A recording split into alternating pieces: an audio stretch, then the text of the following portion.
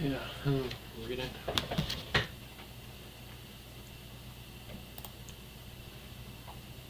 Watch a YouTube video to just have cut the mic on for reading and just put a YouTube video on in the background.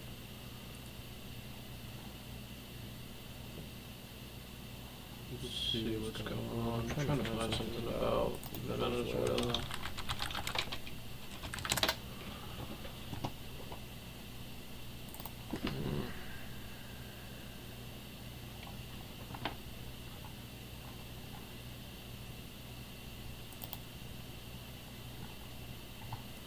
Wondering if Professor Jang drops today, predicted history, see if he releases something.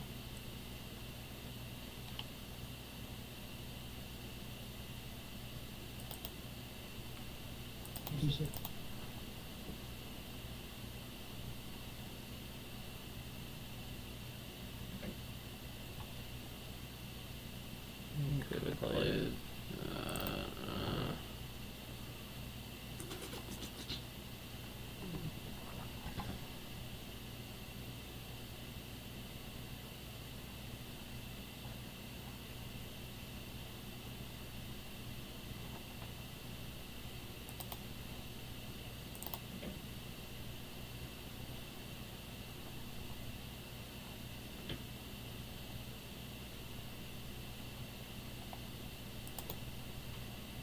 Order. In 1948, when the UN Declaration of Human Rights was, again, just go to my profile and just watch that video on the history of the intelligence state. I go through all this. In 1940s to present. In 1948, when the rules-based international order was constructed, it was supposed to end the age of empire.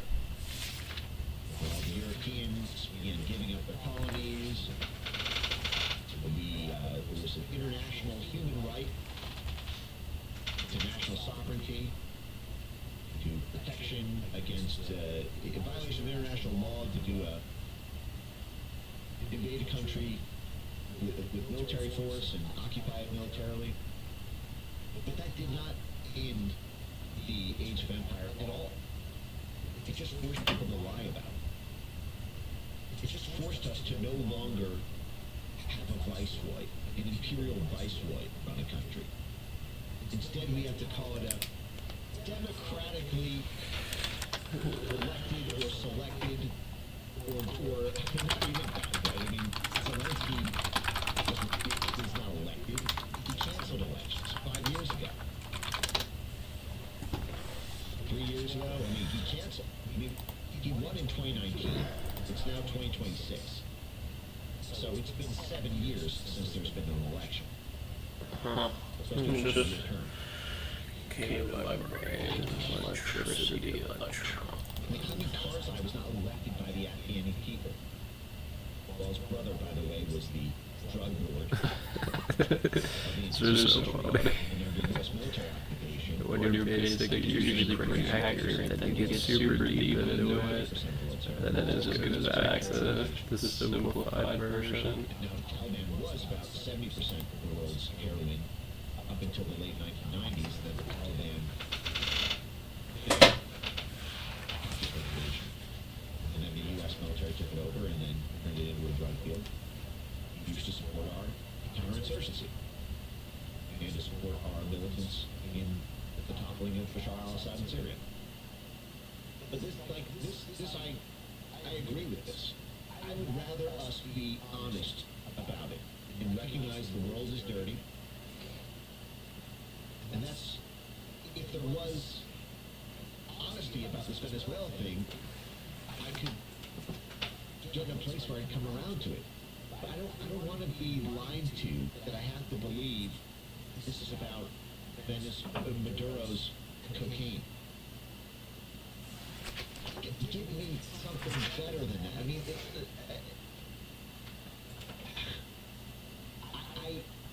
we've just watched how the CIA constructed the entire cocaine state in Venezuela. And not only that, it's the CIA, not Maduro. This is 5 years before Maduro got in power. The CIA shipped 1,500, at least 1,500 kilos cocaine to Miami to be sold to Americans. We were lied to that Noriega was the drug dealer of Panama. Then it comes out as we're prosecuting him. Oh, by the way, the CIA paid him $330,000 in 1980s money. And I feel like this is going to put Trump supporters in a very tenuous position arguing this point. You know, I felt comfortable standing on business about shutting down the Global Engagement Center, standing on business about the shutdown of USAID.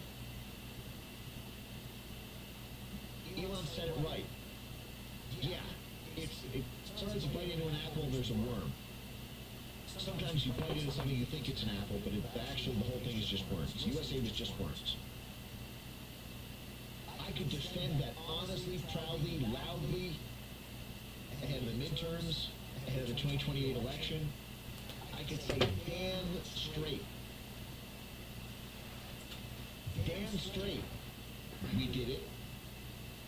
Damn straight, it was a goddamn good thing. Not only that, we should get a Nobel fucking Peace Prize for doing that. This is going to be a major talking point. What do you think, like, left-wing universities are going to be saying about this? Now, they're going to be supporting Maduro because, you know, he's an anti-Trump socialist. And when they bring that up, what are you going to say?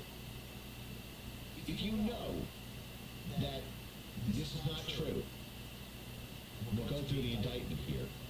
If you know that this is not true, that Maduro, I mean, and even the Justice Department knows it's not true because that's why the superseding indictment cuts out 30 references to the cartels of sons.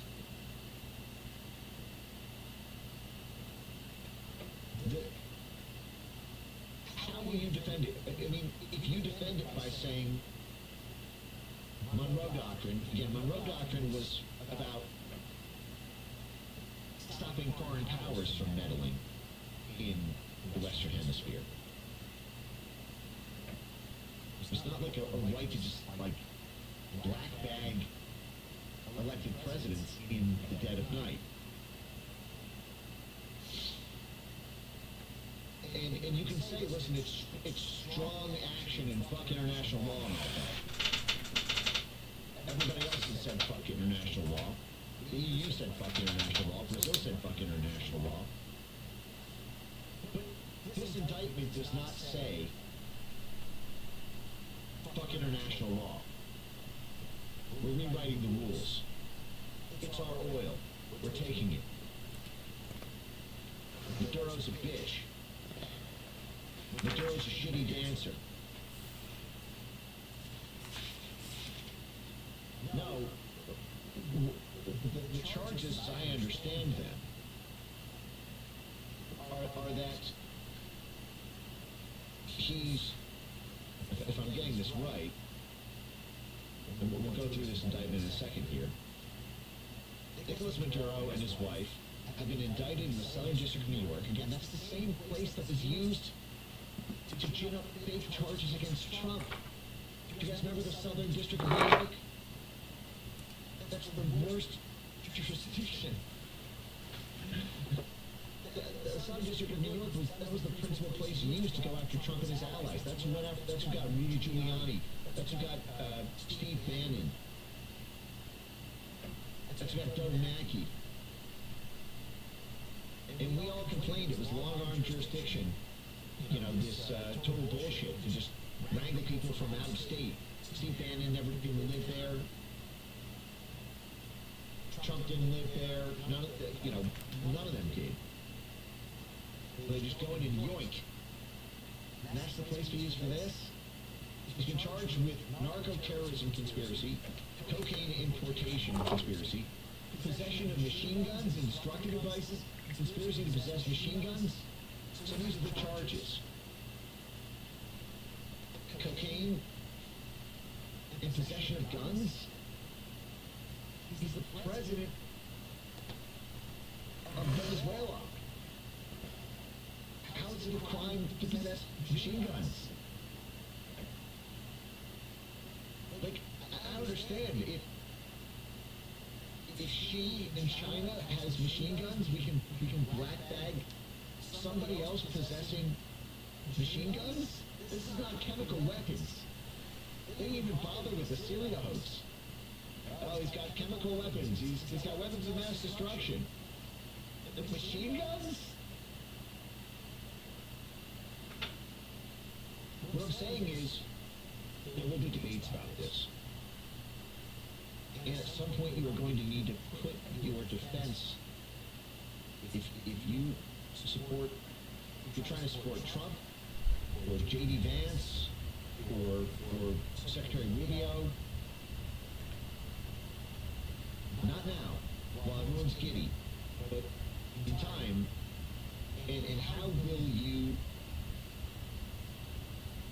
defend this without lying? KFD 76 says, I think about the stolen 2020 election machines. Okay, well, why isn't that the indictment? If you got the evidence, if you got the goods on Smartmatic, which is run by what? I think it's the president, the head of its board of directors was Lord Malik Brown from the Open Society Foundation. The Open Society Foundation president was on the board of Smartmatic, Venezuelan voting machine software protected by Chris Krebs and CISA for all that fuckery. That's not what he's charged with, though.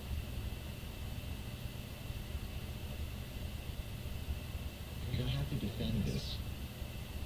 The only way to defend it is by either lying or not knowing the truth. Yeah. And not only that, when you defend this, you are ceding ground to if you endorse this, you are endorsing by proxy everything that follows from here. You are endorsing the need for the national... Because here's the thing, we have not achieved regime change. The Venezuelan government is still in place. The Venezuelan military is still in place. The hearts and minds of the Venezuelan people are totally unchanged, except probably now more supportive of Maduro, because the president just got black bagged. If China came in and black bagged Trump in the dead of night, just flew Chinese helicopters into Mar-a-Lago, black bagged him, and then put a multi-year trial, that they'll probably drag out or whatever, in Chinese kangaroo court. That would probably make a lot of Americans who don't really care about China suddenly go, fuck that, USA, fuck them. And we heard Trump himself. And the predicate of this Just read study, put things together, make money. was that what President Rick Machado was? I think that was in her Twitter bio too, right? Like, she was the president of Venezuela. And now we're saying, actually we have so few hearts and minds that are pro-U.S. in Venezuela that even the person we said won the election, which was pro-U.S., has no support and no respect for her own countrymen, the people in government. We have not regime changed Venezuela. Now this gets to this Delcy Rodriguez issue, which is we're to be told that Delcy Rodriguez, I believe the Wall Street Journal seemed to suggest that she may have been one of the CIA sources. Delcy Rodriguez's father was tortured to death by a CIA-backed Venezuelan regime, led by the same families behind Machado. It's probably true. Okay, so this one I was looking at. Sure seems like Delcy Rodriguez was the CIA source on the inside who set up Maduro and handed him to the United States. The U.S. operation to capture President Maduro at the weekend experiment left in charge a woman Washington already knew well, Vice President Delcy Rodriguez. Rodriguez, a canny political operator, was envisioned as head of a transitional government in secret talks that her brother, Jorge, led with Washington last year about a post-Maduro future. So two people familiar with discussions. Trump had been telegraphing that they were building this transition around Belsey for some time now. As an investor in Venezuela. They don't see her as being a lapdog, but she was always the one who was most constructive in all the negotiations with the U.S. And her brother was in secret talks, according to, I think this is Wall Street Journal. Now that's, if you look at, I mean, she's, if that is true, this is what all the left-wing blogs are speculating, that she was the one. So, I mean, she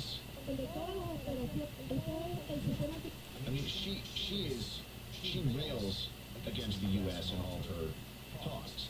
And now she's going to be the president of Venezuela. I mean, she's like a hardcore firebrand, it seems, from all these talks you see of her. And evidently her father was tortured or killed by the CIA-backed pre-Hugo Chavez regime. If that's true. I know that she controls a lot of business interests in Venezuela. And it might be true that despite her tough talk, she's more open to doing business, privatizing certain industries, giving government contracts to U.S. and British and Spanish firms. And that may be the end goal here, is not a full-scale regime change in the classical sense, not a military coup or a color revolution, but rather simply putting a different person as the head of state simply by taking out the top person, because that next person is believed to be better for business and will make compromises. So not really a full vassal state like you get in a military coup or a color revolution, but rather something that moves the ball forward. The rights to certain oil and minerals in exchange for the alleviation of certain sanctions. That may be how things settle, in which case it's very cheap. You know, it's not a U.S. military occupation. It's not us needing to fund $1 billion NGOs to do it. But it's dirty when you do it on these grounds. Now, this is another thing, is like,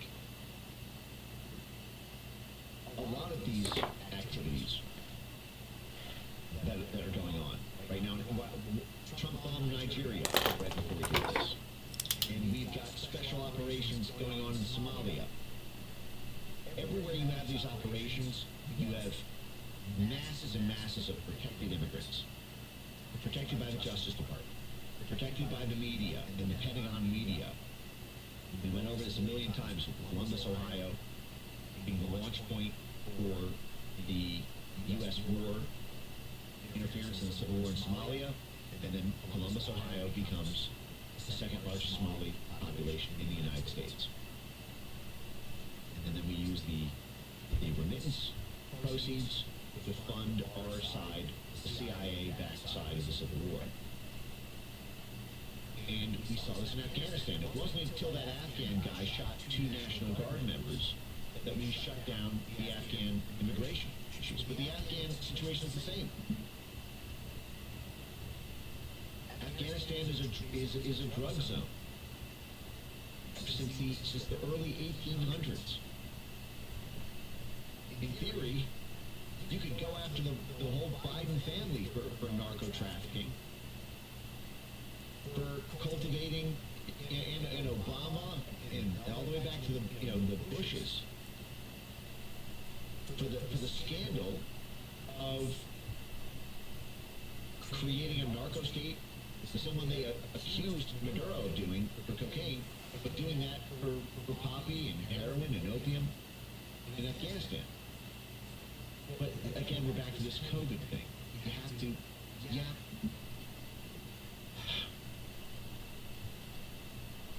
the world is a dirty place. As I said, the night that the U.S. aid shutdown was announced, February of last year, the goal is not to end U.S. soft power. It's to make it a little bit more honest. And I don't like the dishonesty of this. But I guess no other predicate was possible. And the time was right. So, I don't just want to read a little bit of this because I haven't actually read it yet. For over 25 years, leaders of Venezuela have abused their position of public trust and corrupted once legitimate institutions of import tons of cocaine to the U.S. And if you remember, again, it's the top of my feed right now on X. We watched as not only did the CIA run cocaine trade inside of Venezuela, not only did they set it up with the Venezuelan military, but then the CIA threatened any CIA insiders to stop them from talking to the press about it. Nicolas Maduro is at the forefront of the corruption that is partnered with co-conspirators. He uses illegally obtained authority and the institutions he corroded to transport thousands of tons of cocaine to the U.S. Illegally obtained authority. So they're saying Maria Corina Machado was actually the rightful president. Right? Because there was an election last year, 2024. It was Maria Corina Machado versus Maduro. We're not calling, because if indeed the plan was to get Delcy Rodriguez as head of state, as she now is, if Trump endorses Maria Corina Machado, he's just pissed off who he hopes to be his main trading partner. I mean, how do I defend this in light of throwing Maria Corina Machado under the bus? I see Wells says chill the criticism. We don't know yet, Mike. I'm not. Again, I think this is a fantastic administration. But I call it as I see it. Okay, this is not like an election. It's not like a presidential election year where you need to kind of I'm running into these dynamics talking to people in the admin. We lost the fight to shut down the National Endowment for Democracy. We lost that fight. IRI, NDI, Solidarity, all these.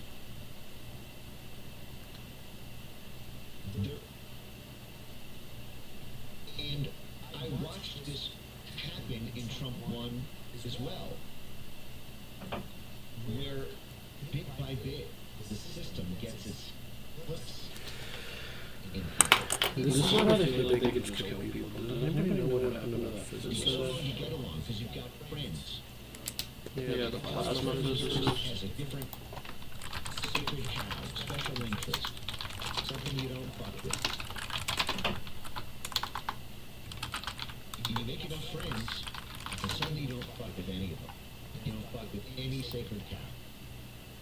And then you are a system guy yourself. But that's not me.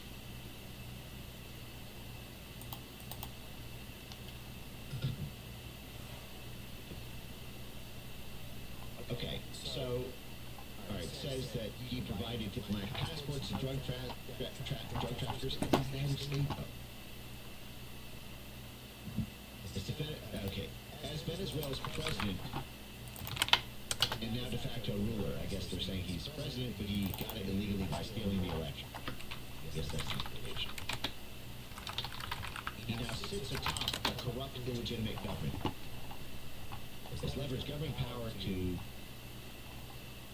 Again, there is drug trafficking, but these networks... They're charging him in 2021, but he did see it coming. He wrote the following back in 1995, and we quote, "I have a foreboding of an America in my children's or grandchildren's time when the United States is a service and information economy, when nearly all the manufacturing industries have slipped away to other countries, when awesome technological powers are in the hands of a very few, and no one representing the public interest can even grasp the issues, when the people have lost the ability to set their own agendas or knowledge of those in authority, when clutching our crystal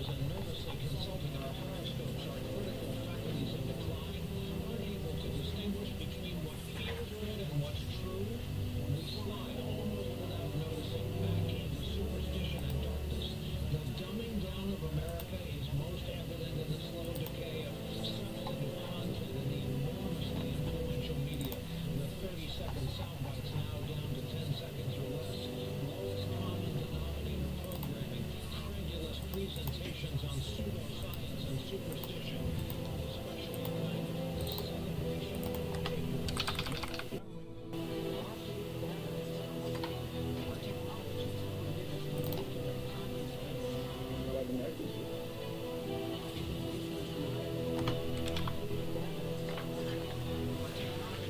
Advanced space propulsion based on vacuum.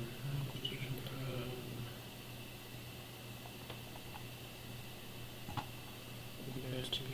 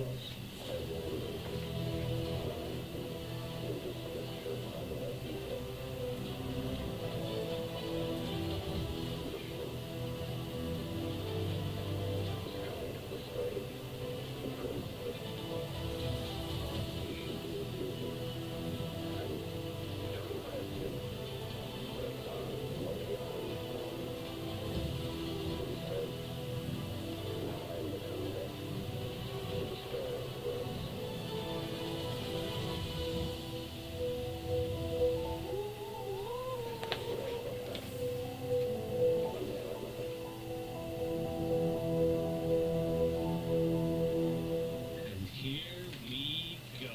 Welcome everybody to the live stream, guys. It is a Wednesday, and oh boy, is there news going on. Tonight, guys, the whole live stream is heavily dedicated to Nuno Loureiro. I don't know if that's how you say his last name. I'm just going to kind of mumble his last name because I'm so bad at pronouncing his last name. Loureiro. Anyway, tragic news, guys. Tragic news. There has been a number of shootings, assassinations, whatever you want to call them, and there was another one. Another one happened. A MIT, the director of the fusion program at MIT, was gunned down in his apartment or in his condo, in his house, just the other night. And it's extremely suspicious. So we're going to dig into that. We're gonna do what the only thing I could think of to kind of off my condolences would be to watch one of his presentations, and I found a really good one online. We're gonna watch and learn from him so that his legacy will be passed on to the next generation in one form or another. Before we get into all of that, there's a couple other topics I'm going to discuss quickly tonight. So, I already forgot my own topics here. Thanks, chat. Let me get my chat up here. First, war with Venezuela, chat. I actually don't know. I might be predicting the future here. People are saying it on the internet, and it seems to make sense. There was a big push. President Trump announced yesterday that there was a huge push that we've built up this huge force outside Venezuela, and the writing is pretty much on the wall. There's going to be military action in Venezuela. This isn't really that much of a surprise. I've said before that I was surprised if there was special forces action against the cartels in Venezuela, and it sounds like it might even be more than that. So for the people that are saying, oh, we're always getting our forever words, okay, go ahead and take a laugh. Go ahead and, say, do the I told you so's if you want. End of the day, I support the administration. I support whatever action they've chosen to do. I assume they've got a good reason to do what they're going to do. That makes me chill, then so be it. It is what it is. On that same front, there was another update. Another government update. Yeah, you just saw Lulu out there. Dan Bongino is stepping down from the FBI. Stepping down as the deputy director of the FBI effective next month. Now, why am I bringing this up? Well, he started following me a few months back. You might go back a few months and you will see, I think it was October, you will see that there was a live stream where I just happened to be checking my my notifications and I see Dan Bongino's name show up as a follower. I go, oh, that's weird. So, I don't know, non-zero chance that we get an invite to talk about teleported airplanes and fusion technologies to Dan Bongino, who would at that point be a former deputy director of the FBI. In fact, I would have questions for him that I'd be curious to know about. So, if you see me simping for Dan Bongino, there you go, that's the reason why. Okay, and then the last thing is the new Spielberg movie. Now, can we watch trailers without getting copyright strikes? I think we're gonna just go for it. We're just gonna go for it. My general impression of the new Spielberg movie that just dropped on the trailer is that it's just a bunch of garbage, honestly. Like, I'm pretty disappointed in the level of slop that's basically been coming out these days. So here you go. Here's a clip. This is part of the clip. I guess I don't really know if it's trying to be like Signs or whatever this movie is trying to do here, but it's leaning heavily into like the alien kind of like presenting themselves. The idea that the aliens will present themselves and like, I don't know, do nefarious stuff to humanity that's real spooky. Like real spooky alien stuff's gonna happen, chat. You're gonna be really startled by all the alien stuff that's going on. So let's go ahead, listen to this weird clip of Emily Blunt doing clicking sounds. Here we go.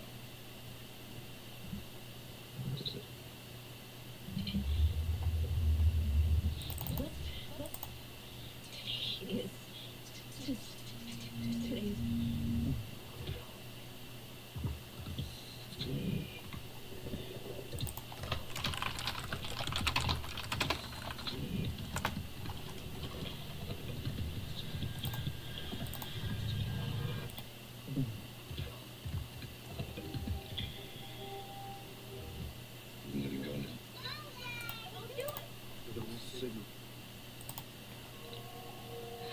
No, Signs is gonna copyright strike us. I'm not even gonna let that play.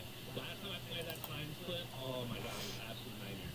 So, Emily Blunt starts doing, like, African clicking noises, basically. She starts doing African clicking noises in the middle of the trailer, and oh, the libs, they love it, chat. They love it. I keep telling you, we have to keep the aliens safe. Everybody's got this shit backwards. They're thinking that we're gonna be afraid of aliens. No. Oh my god, no, Chad.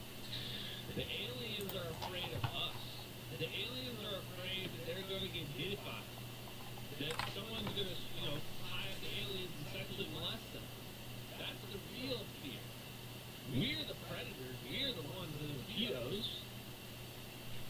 We need to keep all the Kamala Harris voters specifically away from the aliens for as long as possible. Protect them. Keep the aliens safe, chat. So, I don't know, I don't know what it is about this. I watched this trailer, and if I had watched this trailer 2 years ago, 3 years ago, before I'd seen the MH370 videos, it would have been the most amazing thing. I would have been the Redditor to, look, it's just like the movies. Oh, this is how it's going to play out in the real world, right? I would have been that guy. And now, I don't even think I can watch that slop. I don't know if I can watch it when it's free on a streaming service. And I already know what's going to happen. You're going to have, the Arrival Part 2. Everyone's going to be going, this was the most important disclosure movie ever. If you are an experiencer, this movie is your Bible. This movie should win all of the Oscars. It should win Oscars in categories that it's not even nominated in. Like, that's what it's going to be. Be ready for it, chat. Write it down. I can see it coming. And we're at this point now where we might have just, spoiled it for ourselves. We can't we can't just enjoy the simple things anymore. We just know too much. We've learned too much about anetronic fusion, about plasmoids flying around. We've learned too much about what it's called. And I would have been the Redditor because, look, it's just like the movies. Look, all the Kamala Harris voters specifically away. I've never heard of that.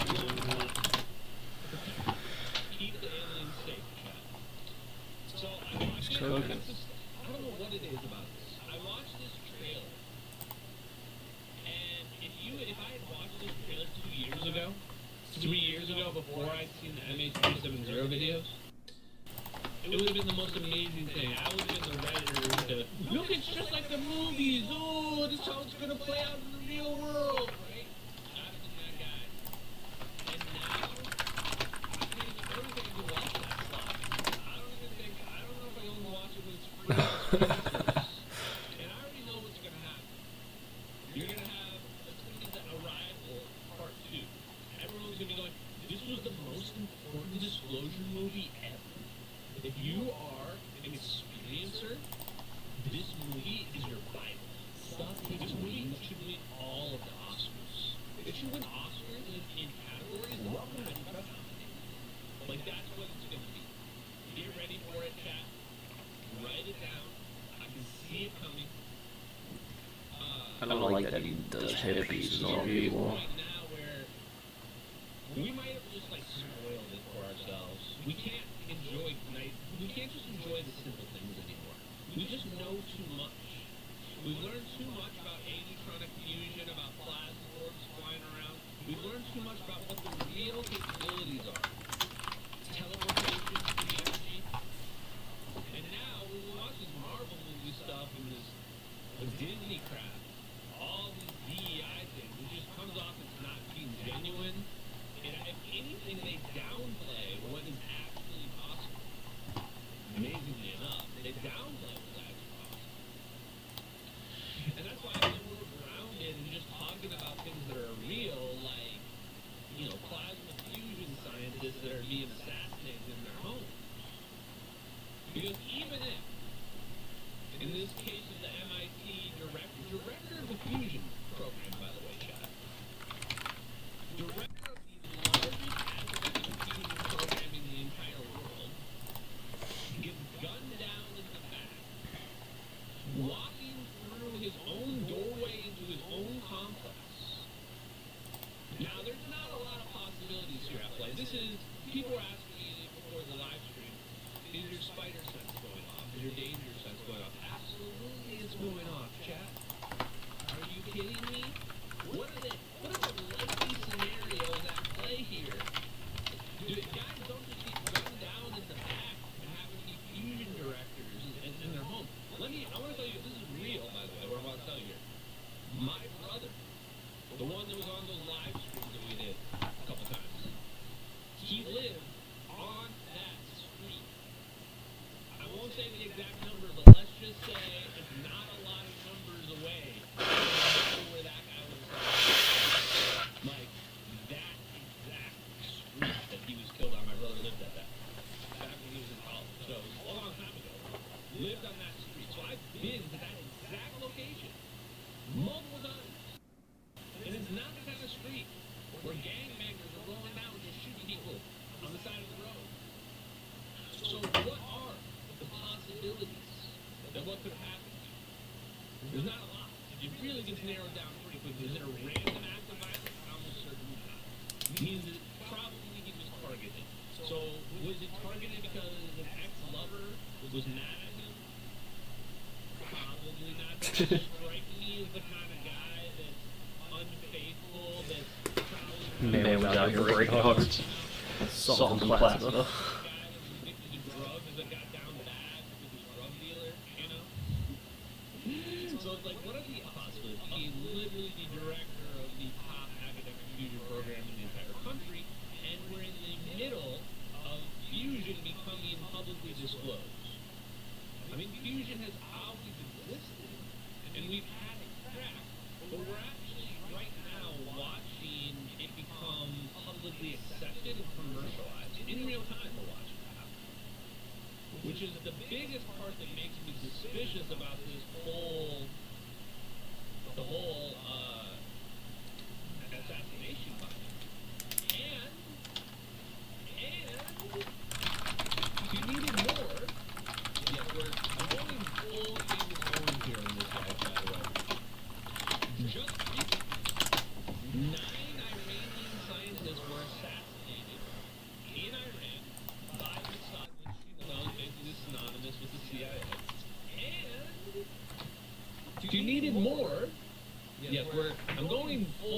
Candace Owens here on this, guys, by the way. Just recently, 9 Iranian scientists were assassinated in Iran by Mossad, which, you know, is basically synonymous with the CIA.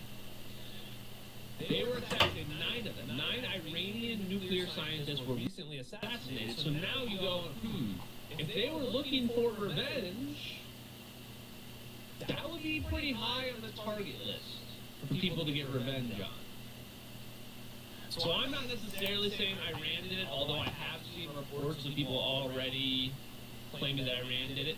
I look at that as just kind of propaganda at the moment until there's some actual evidence to be thrown out there. But you can't rule it out.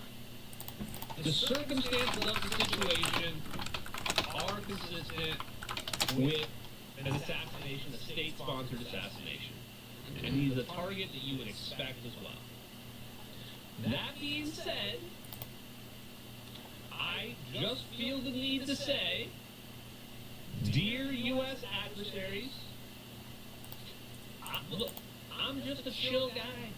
I'm just a chill guy trying to understand neutronic fusion, trying to solve a missing airplane that may or may not have been teleported away by some force. I've helped you guys out. I have helped you guys out, my adversaries. We don't... You have no reason. We have no ill will here. Kim Jong-il, Kim Jong-un, whichever one we're on at this point. So, you know, let's just be chill with one another. That's all I'm saying. That's all I'm saying. But I'm joking, of course. But to be honest with you guys, I'm not afraid of anything happening to me. I'm not afraid of anything happening to me. But what I will say, the reason why I made that joke is that I'm going to pull up this presentation. We're going to watch this presentation by the man himself, the man of the hour. Rest in peace. And as I watched this presentation, I started to realize that I understand like 90% or more of the presentation. And I'm having an epiphany while I'm watching it, realizing like, wow. This guy thinks he's a scientist. Me personally, or this community in general, is rising up the ranks in terms of our knowledge base when it comes to fusion. I mean, this was the #1 guy in the country from the academic perspective. We don't know if he was a Black Project engineer, but he could have been. He could have been somebody that was in the JSONs. I doubt it, but he could have been.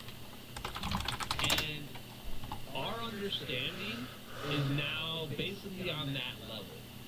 Getting pretty close to it. I'm not trying to say I'm as smart as this guy is, but we're getting pretty close to it. So you start to realize, oh, we're actually becoming a real threat. We're becoming a real threat in the knowledge that we have been absorbing, the knowledge that we have been amplifying out to the community. And I think the thing that was the biggest revelation were some of the key points that he mentions in this presentation.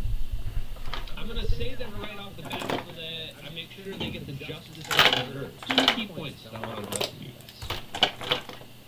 guys. Number 1, he talks about that we can't explain where the magnetic fields from the Earth and the magnetic fields from the sun come from. They should have dissipated away long ago, specifically the one in the Earth. If it was just a normal magnetic field that was primordial, meaning that it originated from when the solar system was created, it should have dissipated away long ago. And yet it didn't. It hasn't. In fact, not only is it not dissipated away, the magnetic field has remained relatively constant. We can tell because we can do like soil samples, stuff, checking magnetic field lines. What does that mean? If you are MH370X, you know what it means. It means that there is some understanding of space-time, of the universe itself, that allows for more stability, specifically plasma stability, than what classical physics would allow for, would explain.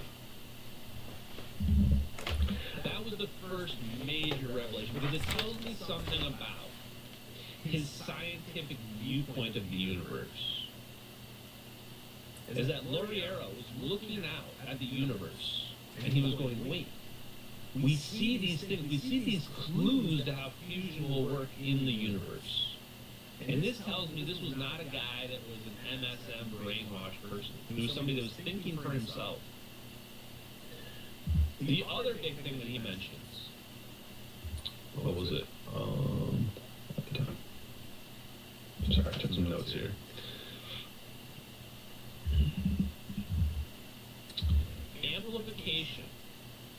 Amplification of magnetic fields. He specifically calls this out in the presentation we're going to watch. I'm going to play the clip for you. Calls out that this term in the equations, when you're doing magnetohydrodynamics, implies an amplification factor of the magnetic field strength. And this is the very thing that I was trying to reconcile with Salvatore Pais. And Salvatore Pais was saying, we can achieve this magnetic field amplification, energy amplification. But if we look at our temperature, that Maxwell-Boltzmann distributions, that says that, well, as we increase frequency, we get this cutoff all of a sudden. But this is saying, when we look at this equation, we see there is no cutoff there. So how do we reconcile this idea of energy amplification? And where is that energy coming from? If we're amplifying energy from where? From what? And the answer is the space-time lattice, the zero-point energy. This is what Salvatore Pais is getting at. So now I'm ready to say that the answer to fusion is we're going to find out something miraculous about fusion. What we're going to find out is that when we do fusion and we compare it to the models, the chemistry models of the energy that's coming out, it's not going to add up. There's going to be an extra term. There's going to be an extra term. And we can already predict this extra term because there are relativistic effects that we are generally ignoring when we're doing our models. When we accelerate things towards the speed of light, our physical perception of what's happening changes. This is exactly what happens. Circuit boards all made with gold. So just imagine, like, we're listening now and we're learning from somebody who's now deceased, but was the premier expert at one of that's, if not number one, number two, top college in the entire country, possibly the world, as the leading academic fusion center in the world, giving us his insight to how fusion works and the significance of fusion and what we should be thinking about when we're thinking about how to do fusion and how to do it successfully. Now, before we get to that, I do want to play this clip. One more clip I want to play for you guys here that I have queued up ready to go. And this, I just think this is so relevant. It's kind of a long, I was thinking Eugene Mallett. So, Dr. Lauriero, he is not even the first MIT scientist related to fusion to be murdered. Eugene Mallett blew the whistle on the cold fusion cover-up in 1989. And he was actually a finalist for a Pulitzer Prize, I found out.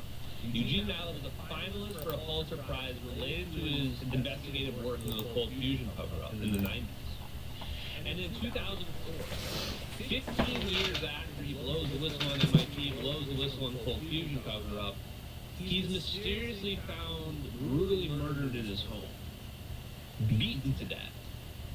I read about the murder, like, his neck was crushed. They crushed his neck and they beat him in his face with a blunt instrument multiple times. That's giving you the PG-13 rated version. And the rest I'm going to tell you is true, because I couldn't even believe this, because people say, well, why do you think this is a cover-up? The reality is they arrested 2 people for Eugene Mallett's death, and then they ended up releasing them. They ended up realizing they had nothing to do with his death. So this is 2004, and he's murdered. The case goes cold. 6 years later, 2010, they arrest two different people for his death and his murder. The story goes that they were neighbors or something that broke into his house over some debt or something like that and stomped him to death in his own home. So, I don't know. I don't know what the truth of the Eugene Mallow situation is. All I know is that whole story, that whole case, is the suspicion you could get. You thought you had two random people for his death and it turned out to be completely unrelated. And then 6 years later, you find two other random people and decided those people were related. People don't generally get stomped to death in their own home. They don't get shot to death in the back of their own home either. And it turns out they're always seemingly connected to, not always, but in some cases at least, connected to fusion research. Neutronic fusion research. So, and before you ask me, because I just threw that out there is a reference to neutronic fusion in this video that we're going to end up watching. That I don't know how much in-depth research he had done into neutronic fusion, but I do know he was aware of it. Anybody that knows about fusion is going to know about neutronic fusion fuels because it's basically like the holy grail. It's just that a lot of people imagine it being too far out of reach, and so they don't really talk about it that much. So before we get to that, though, I want to play this video because this research he had done into neutronic fusion, but I do know he was aware of it. Anybody that knows about fusion is going to know about neutronic fusion fuels because it's basically like the holy grail. It's just that a lot of people imagine it being too far out of reach, and so they don't really talk about it that much. So before we get to that, though, I want to play this video because this is Eugene Mallow. This is him right here talking about the cold fusion cover-up. And this is important to listen to. I want you to make sure you're listening very carefully because he's explaining the reasons how the cover-up happened, why it happened, and how they're able to be successful. Because I think a lot of people struggle with this idea of how could you cover up science? How could you cover up physics? How could you cover up an understanding of reality? The short answer is brainwashing, propaganda and brainwashing. The longer answer is humans are not good people. Humans are not good. Here we go. That was a threat to the scientific establishment. The threat of it even being implied as real, having monies, shall we say, being diverted from their favored programs, and that was a threat. It was real. Overwhelmingly compelling, as I said, at the time. It was real. Now it's 100% so. In fact, the Hans and Weishman plan was only the tip of the iceberg. Within weeks, the hot fusion people were going into action behind closed doors to disprove. The difference between July 10th and 13th was dramatic. The raw data, excess heat. But then on the 13th, it was shifted completely. It was altered. They did some standard averaging, which was appropriate. It was in time blocks. But the level of the signal had been utterly changed. It looked like monkey business to me at the time, and it was spread out to be exactly scientific paper done under Department of Energy contract. They had altered data, and that data is scientific fraud, as far as I'm concerned. It was represented as a negative result, and it was positive. The representation of the altered data as a negative was clear fraud. So if you're not familiar with what he's talking about here, he's actually kind of talking about two different things, but the big one is that when cold fusion was proven to be real, I say it was proven to be real because by my standard is that it was. By the scientific standard, it was proven to be real. That they came out, they came out and they went straight into the media as opposed to going, Hans and Fleischmann did, as opposed to going through the peer review process. And they said, here you go, here's how we did it.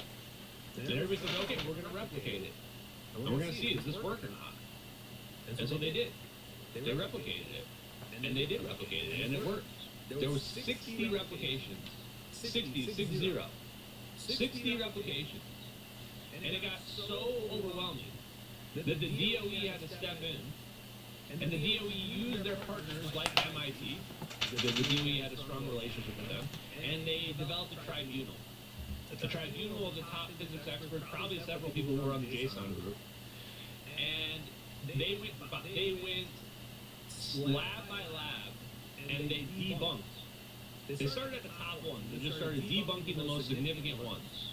Claimed that one of these was because of high voltage on the weekend. This is, by the way, that's very real. They did say that. They basically made up a bunch of plausible explanations for why they were seeing these provable experimental results. And then they forced them to retract those papers. The pressure of the DOE coming to your site and saying that there are flaws in your experimentation causes you to retract your papers. And so cold fusion went away. And so the DOE not only did that, but they did their own experiments, their own replications with MIT. And this is where Eugene Mallove is saying that they cooked the books. They did some normalization, but they probably made the error bars look smaller, so they made it look like the excess heat wasn't really there. You know, it's just manipulating things with statistics. Pretty simple to do. So that's what Eugene Mallove's central claim was. And then they used their study to say, oh, look, we did one and it didn't find any excess heat. And we debunked all these other people. Therefore, cold fusion is fake and gay, and anybody that talks about it is also fake and gay, and they don't get any money from the government. That's pretty much what they said and what they did. Know for a fact today that the cold fusion, low energy nuclear reactions are real. In a few instances, I can say there are clearly over unity electromagnetic devices, things that produce more electrical energy out than him. Electromagnetic theory will require radical revision. The only way of proving an patent that resembles cold fusion is to eliminate the words cold fusion or anything like it. We no longer look at the word because we never use it. They have a bad frame of reference. I want to point that out. This is something I've independently figured out, and just my own thing, is that they don't actually even look at the data. Like, imagine 60 different sites are showing positive results. I mean, how could you possibly debunk that? The answer is they don't look at the data and they don't look what you actually did. They just come in and they say, this is impossible. Therefore, we're going to come up with a plausible explanation for why it didn't really happen. And if this just makes you go crazy, welcome to the Matrix. This is the Matrix. This is how they suppress it. This is how we brainwash ourselves. In fact, we do it to ourselves to some degree. When I look at people commenting about cold fusion, I see people in the replies who are probably were born after the cold fusion fiasco that are going, cold fusion is fake. And you're like, you don't even know what cold fusion means. You probably don't even know who the names of the people were who brought cold fusion to the foreground. But they know it's fake. They know it's fake. And that's the key. Nobody even looks at it. How did I learn this firsthand? Pretty simple. I built a magnetic motor device. Or let's just say I had one built, and I challenged major YouTuber electrical engineers who believed that free energy was not possible to review it, to test it, to come and see it for themselves. Did any of them accept the challenge? No. Of course they did. Not one accepted the challenge. None of them. They all came up with excuses for why they wouldn't do it. They claimed that it wasn't possible, therefore there's no reason to waste their time. It's actually, so when people say, if it was real, somebody would do it. Somebody would prove it. They have done that many times. That's not the standard of evidence. That's just the standard of evidence we imagine an idealistic version of the reality that we live in. In the real world that we live in, people will only believe something when the government comes out, when their authority comes out and tells them this is reality. That's how they were able to keep it hidden from us for so long. To begin with, they said it must work like hot fusion. Well, this was in a solid state. It's just like saying the equivalent of demanding that cold fusion works like hot fusion is like saying a transistor works like a radio tube. There must be this product or this radiation, or we're not going to believe it. The Wright brothers airplane flew, and there was very much controversy about that from 1903 to 1908. And one prominent critic said it would never fly, it would never be real, it could never be done. This one is particularly intense because of the threat to academic wisdom. There's nothing worse I found, been suggesting to academic physicists in particular, and academics in general, that they are not only wrong, but disastrously wrong, catastrophically wrong. And that once they are proved and shown in public to be the fools that they are, and the bad actors that they are, there's possibly going to be some punishment for them. There you go. He hits the nail right on the head there at the end. He says they're afraid, right? The reason why they don't want to review any of this, they don't want to look at the evidence, is they're afraid of being wrong. They're afraid that if they were wrong, what are the consequences going to be? What does it mean for the people that won the Nobel Prize? What does it mean? I'm not going to name names. I'm going to name names. What does it mean for Brian Keating, who's out here just HJ and all these physicists are the smartest people in the world because they won a Nobel Prize? When it turns out the Nobel Prize is basically just something we give away to appease people in the public sector. What are those people going to say when they find out their whole life's work was one big joke, and the joke was on them the whole time? How is that going to play out for people, right? This is why I think the people that have been hiding this technology, I think they're waiting the clock out. They're like, I want to die before the public realizes what's been happening, because some of these people are going to be really upset, and people are going to be out for blood.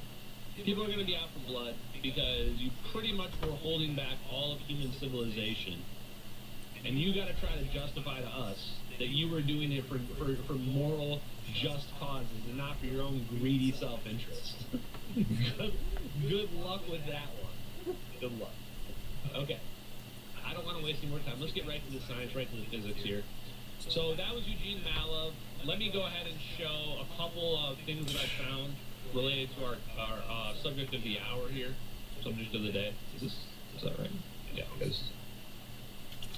Okay, so one thing I did find was Nuno's MIT page.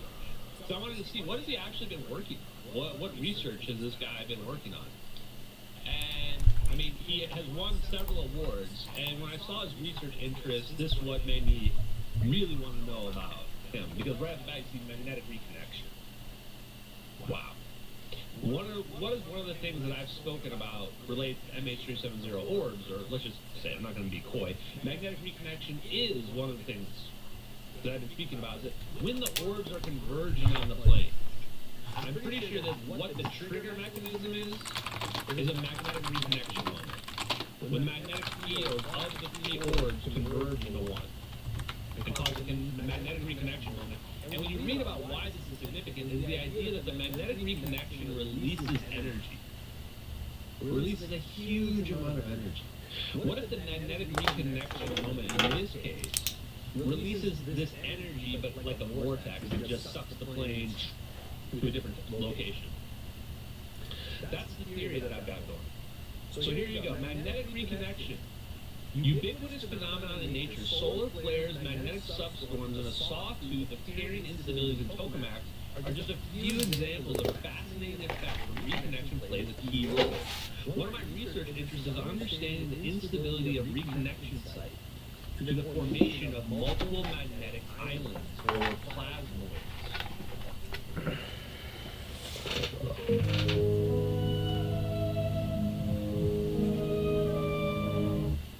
Well, what do we have here? Plasmoids, chat. Plasmoids, right there. So there's, you've got papers. We're not going to look through his papers tonight. Although this is interesting. Magnetic reconnection is fundamentally an energy conservation mechanism. Energy stored in the magnetic field is channeled into particle acceleration and heating. Those are extremely significant effects when it comes to fusion. So we can understand now that obviously he was very interested in the phenomenon that allowed fusion to happen, allow it to exist. And he also specialized in confinement and transport in fusion plasmas. The ability to keep a fusion temperature plasma well confined is critical to the success of the fusion program. This is often impaired by turbulence and or macroscopic instabilities. So he developed some code here. This is 2016. complementary aspect of my research is the confinement of very energetic fusion-born alpha particles, which are critical to keep the plasma hot and ensure the fusion can be self-sustained. Alpha can resonate with a particular set of plasma waves known as alpha waves, leading to their destabilization and ensuring alpha transport away from the plasma core. Now this is really interesting because this is about how you actually control the motion of the electrons versus the ions in your plasma. And in theory, what you're doing is like, okay, if I have this plasma that's just going, how do I control that and keep it going for as long as possible so it doesn't fall apart? What else did I find on it? So everything's just really ran on a big Ponzi scheme of incentives. From a link through here as well. Theory and computational simulation of nonlinear plasma dynamics. Wow. Pretty Use a much. combination of analytical theory and state-of-the-art simulations to investigate several topics in nonlinear plasma dynamics, particularly magnetic reconnection, turbulence, and instabilities. He also had an active interest in novel computational techniques for plasma simulation. He won a bunch of awards. There you go. Now let's just get to it. Let's listen to the man himself. Here is a presentation. I don't know, I think somebody in the Discord found this. I do want to point out, when I hit refresh on here, watch how many more views this has since last night. I watched this last night. It had 893 views last night. And then I shared it on social media last night. It's got 11,000 now. It's got 11,000 views now. So, I shared this last night, and I see people posting about it. One thing I want to say is I see people... I saw somebody that I don't think I'm friends with, that I don't think I even like. The magnetic pole reversal guys or whatever, trying to say that this means the guy believed in the ether and that Einstein was wrong. That's not right. That's not true. Einstein was correct. And I think a lot of people just don't understand how Einstein was correct. The MH370 videos prove Einstein was correct. They prove he was correct. They prove relativity is correct. Relativity is actually what makes all of this possible. It turns out that when you say we're all in our own little bubble, our own little frame of reference, that's what breaks conservation as we think of it. That's what makes us able to create an asymmetrical system where now cold flows to hot instead of hot flows to cold. That's the basis that allows it to become possible. So, I do think Tesla was right, but I think Einstein was right as well. And it doesn't mean that this guy didn't believe in the ether. He could have believed in the ether, but that's not what he's really necessarily saying in his presentation here. So I didn't want to say that because I don't like when people are like trying to use people's deaths and their views for their own agendas. So I guess you could argue that that's what I'm doing. So in this case, I don't think he would mind. I think he wouldn't mind if the agenda is getting people to understand fusion research. So here we go. So we already know what plasma is. I'm going to skip through some of the intro stuff.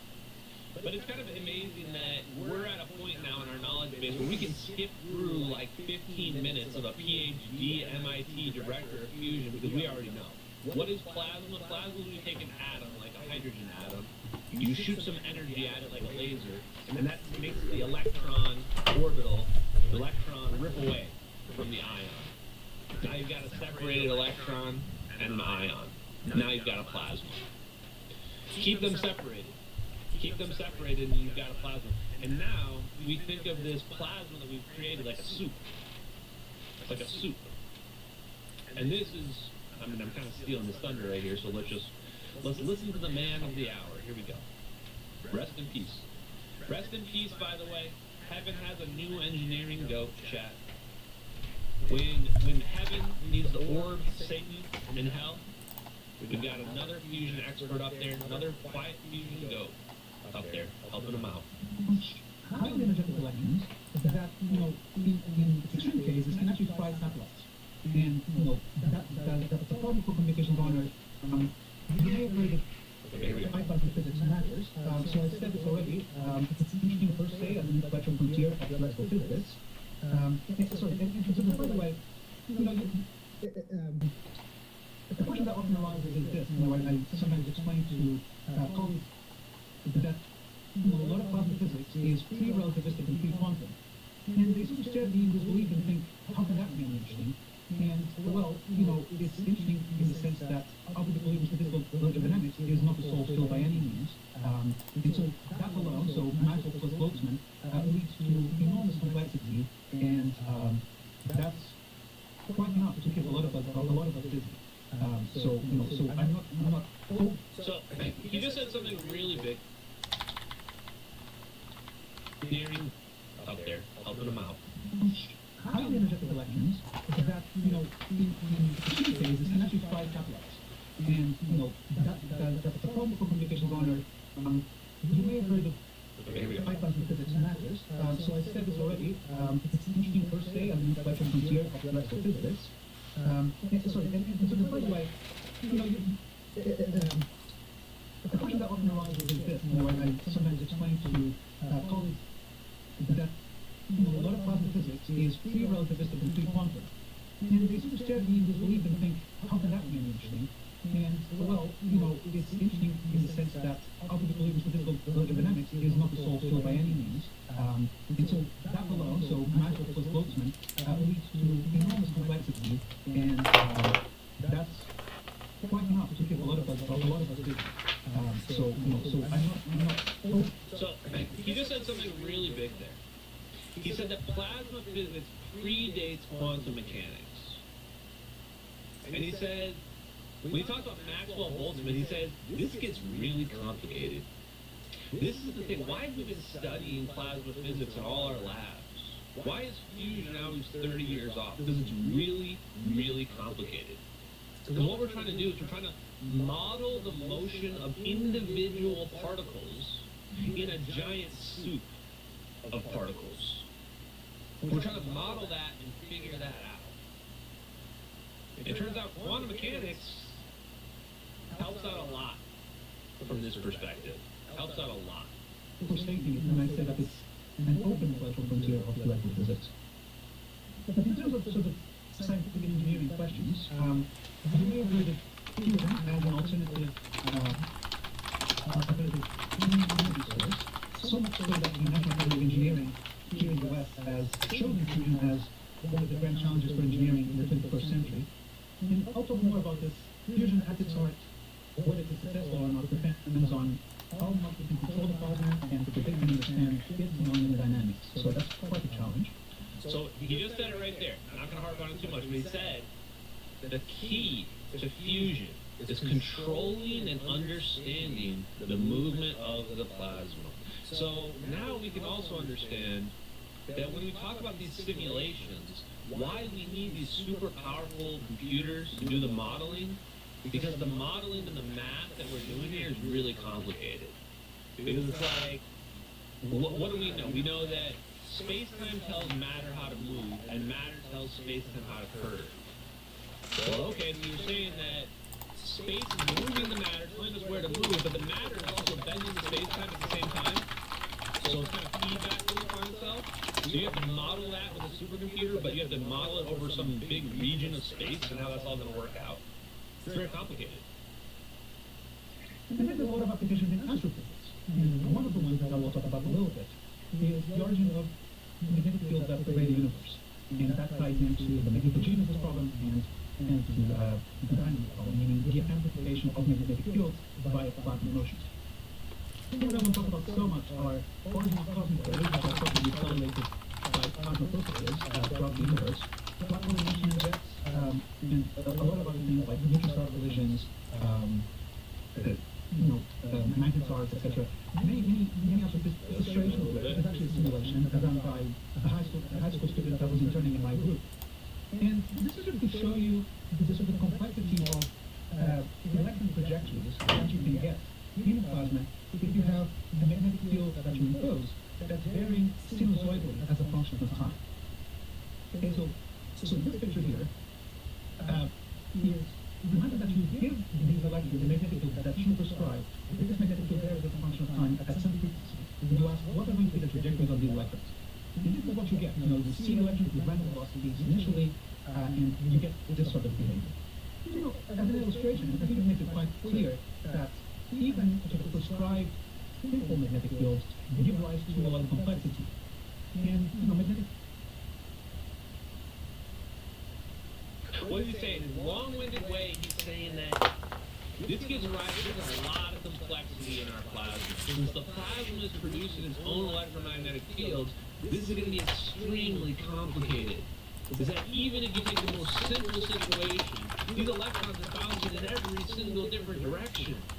So how are we going to ever model this?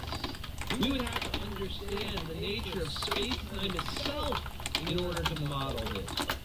Hold up. Does anybody out there know the nature of space-time? Isn't that insane? If Elon Musk become a trillionaire, he could just have net worth and still be in the range of $500 billion. It's pretty crazy. You're saying that if we understand the nature of space-time, we might be able to accurately model how all of these particles are going to move around everywhere? Yes. And we do have an understanding of space-time. What is our understanding of space-time? Well, zero-point energy. Zero-point energy is our understanding of space-time, an extra dimension of energy that's all around us all the time, that allows for entanglement to exist between 2 points. If we have that, if we understand that, and let's just say hypothetically, that the connection is vortex motion through the ether, right? Alternating vortex flow. If we understood that, then in theory we should be able to model plasma extremely accurately. We can even predict where the particles are going to move at every given moment. That's pretty much what we would need, based on what he's saying right here, to solve fusion. The good news is, I think we've got that. Fields in the plasma when they're in both substances. And here's Boltzmann equation, if you wish, where the acceleration is given by the Lorentz force. So electric field plus magnetic field acting on particles that are at position r with velocity v. So how do you solve this self-consistently? Well, you do it as follows. You say, I'm going to solve this equation, but I need electric field and magnetic fields. Wonderful. So I know Maxwell's equations. Here they are. And by the way, they are written here in CGS units because we are strong believers in the fact that the electric field and magnetic field should have the same units. So we use CGS eventually. So there was. So that's Maxwell. And then you say, well, but Maxwell depends on charge density and it depends on current density. So how can I compute those? Well, we do that because current density is the sum over all species of density times charge. And the density is just the integral over the multi-space of the distribution function. So, if you're getting lost here, my wine moms, Ashton's Orby, OnlyFans wine moms who are out there watching, are going, Ashton, I'm already 6 Franzias deep. I can't keep up with the math. I got you. Don't worry, that's why I'm here. That's why Ashton 4 Orbs is here, with my big orbs. What he's basically saying is, we know the math to solve the plasma motion. We know, we just apply F equals ma, just apply normal basic physics, an object in motion stays in motion. Just apply normal basic physics, electromagnetic equations, Maxwell's electromagnetic equations, the 4 simplified equations, that's it right there. He's saying just apply these equations. We're just going to apply these equations to plasma, and then we'll know how plasma moves, right? Simple. That's his thought. That's what he's getting at here. Now, let me skip ahead a little bit. Probably been on for a few It's hours. actually non-linear system because if I need the electric and magnetic field, if I can compute electric and magnetic field, I need to know F, right? So it's fully non-linear. And F itself is a 6D object plus time. And that's incredibly simple. If you are not going to make a lot of progress trying to solve this analytically, it took someone like Landau himself to solve the linear version of this problem and therefore derive what is known as Landau damping in plasmas. And it took a physics medalist, Cedric Villani recently, mathematician, to show some interesting effects about the long-term behavior of the solutions to these equations. So, I'm not just saying, So some people, so basically just name dropping. I'm just kidding. He makes a joke about how he's not just name dropping. Basically, some super smart people spent probably like 70 years solving these equations to figure out how the plasma is going to move around. Right? Like, okay, we're going to treat it like a gas, and now the particles are moving around, and now we're going to do these complex electromagnetic equations, see how the particles move around, and then what happened? Some smart dude came in and just validated everything. Some smart dude rolls up and goes, you know what? This is stupid. He's like, we can just treat the plasma like a liquid. Why are we modeling the plasma like a gas at all? It's like, in fact, if the plasma is dense enough, then you can just treat it like a liquid. And then you can just use fluid dynamics, fluid mechanics to understand how it's going to work, how it's going to move. Ba-boom. Mind blown. All the big brains. Now, they just look like a stupid bitch. Make all the scientists before thought they were so smart. They look like a stupid bitch, chat. Happens so often in science. So, they think they're smart, they think they know everything, and then boom. Science is a bitch sometimes, chat. This is true. dropping and saying this to response. Yes, wait, hold on. It's interacting with each other, but I don't need to think about historicals. Maybe they're colliding here, right? They collide all the time, and therefore they have a fluid-like character. The flow of this object, this plasma, is like water, except of course it has no response to the Lorentz force. And so if you think about that, so assuming that there's enough collisions, that the distribution function is approximately Maxwellian, you can write equations like this. Where rho is mass density, so this thing, if I can continue with the equation, this thing here is actually just F equals ma, right? So this is the momentum equation, where the forces acting on your fluid are pressure gradient, viscosity, Lorentz force, this is the acceleration, and then you need a diabatic equation of state, an equation for pressure. Again, you need to know the magnetic field, so you couple that with what's left of Maxwell's equation. Mm-hmm.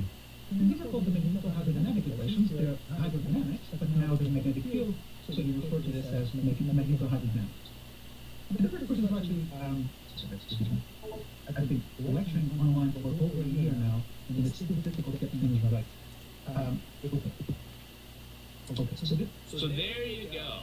Magnetohydrodynamics. He's got Hans Olfen right there. Hans Olfen on the bottom right corner. He says this is known as magnetohydrodynamics. So he says if we've got this dense plasma, we can treat it like a liquid. This simplifies the equations. Now we have a better basis for understanding our motion of our plasma.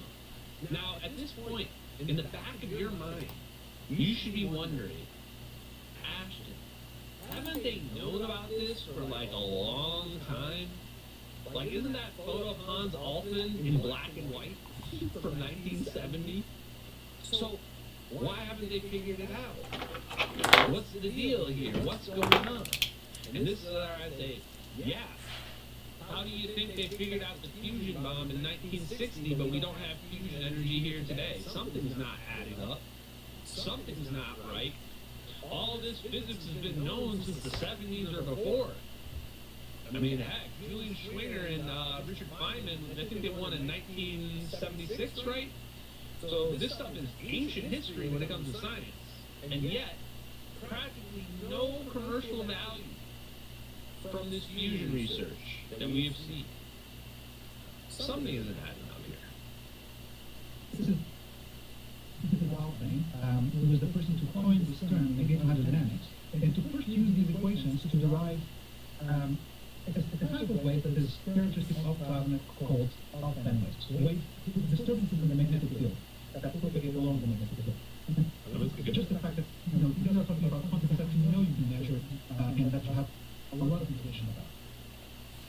And also, oftentimes, well, And I do have to point out here that we might be in a unique position. Because I think that unless you're somebody that works directly with experimental plasma research, the idea of plasma being treated like a liquid really doesn't make any sense. I mean, yes, you can conceptualize it, but you're like, why would I tell treat it like a liquid. But when you see it for yourself, when you see a plasma orb, solid plasma orb floating around to the sky at hundreds of miles an hour, you look at that and you go, wait a minute, there's some physics going on there that it doesn't seem conventional, it doesn't seem intuitive from my perspective. That's where I think that this is like why it's so easy for me and for us in general to identify the people that know about the physics, to identify the real science that is being suppressed, the real secrets. Because we've seen that. We go, oh, we've seen the plasma orb, we see how stable it can be. So we know what we should be looking for. We're looking for people talking about plasma stability, magnetohydrodynamics, people talking about ways that they can see abnormal stability, excess energy production, amplification of energy fields.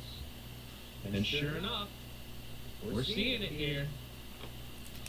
Let's get that a little bit. From my perspective. That's where I think that this is like why it's so easy for me and for us in general to identify the people that know about the physics, to identify the real science that is being suppressed, the real secrets. Because we've seen that. We go, oh, we've seen the plasma orb, we see how stable it can be. So we know what we should be looking for. We're looking for people talking about plasma stability, magnetohydrodynamics, people talking about ways that they can see abnormal stability, excess energy production, amplification of energy fields. And then sure enough, we're seeing it here. Let's get that a little bit. Rate of angular momentum conservation was discussed with extremely small in many of the differentials. Oh, I might have skipped. I think that I mean, we see that these equations capture turbulence in the diffusion disk, and that turbulence is why matter in the diffusion disk accretes much faster into the central object than it would if the only thing causing your rate of angular momentum conservation was discussed with extremely small in many of the diffusion disks. Awesome. So now that I think I've set the stage, so we're looking for what's Okay. What do I see on my screen? What does my eye spy? What do I spy with my little eye on the screen here? I see deuterium helium-3 fusion. So right off the bat here, I can tell he's going to start talking about anetronic fusion.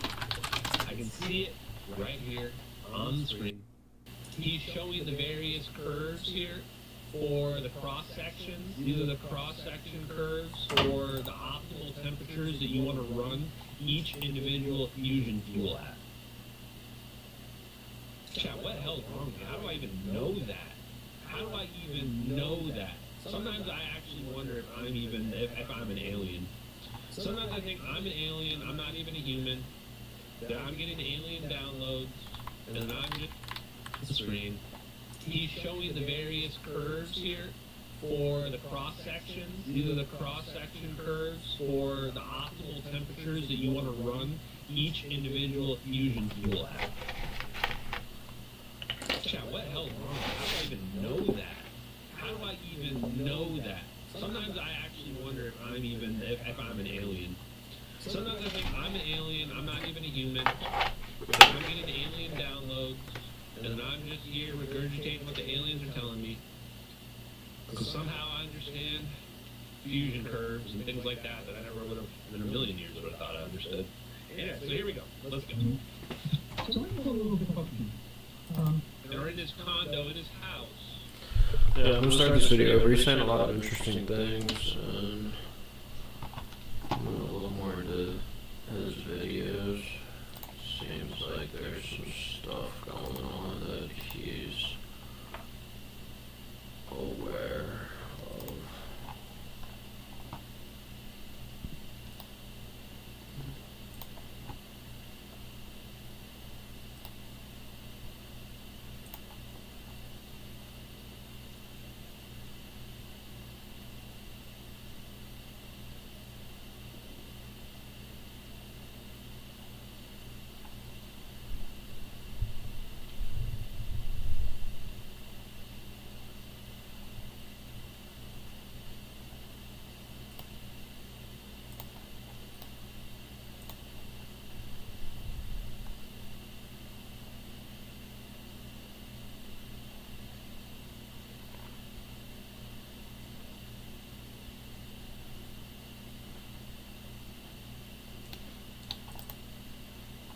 it's extremely suspicious. Back in superstition and darkness. It's not even.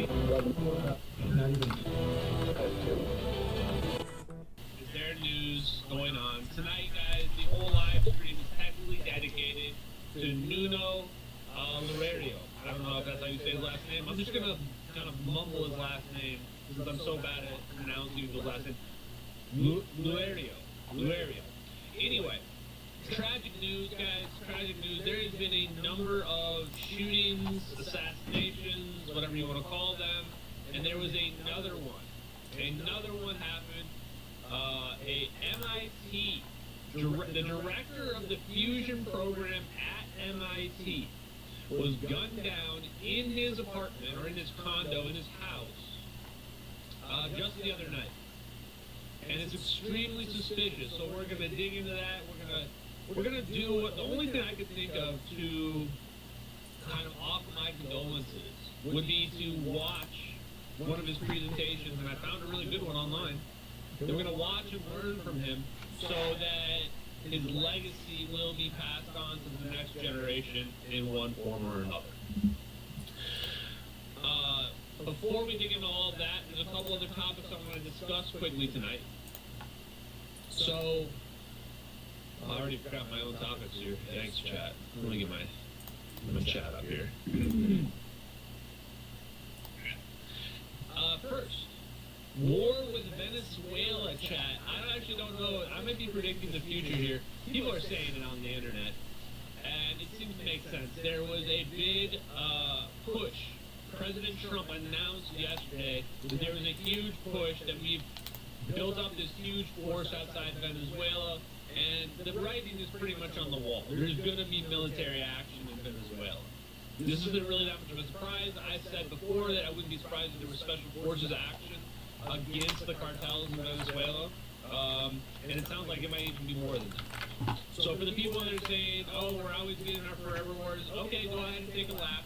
Go ahead and, do the I told you so's if you want. End of the day, I support the administration. I support whatever action they've chosen to do. I assume they've got a good reason to do what they're going to do. If that makes me shill, then so be it. It is what it is.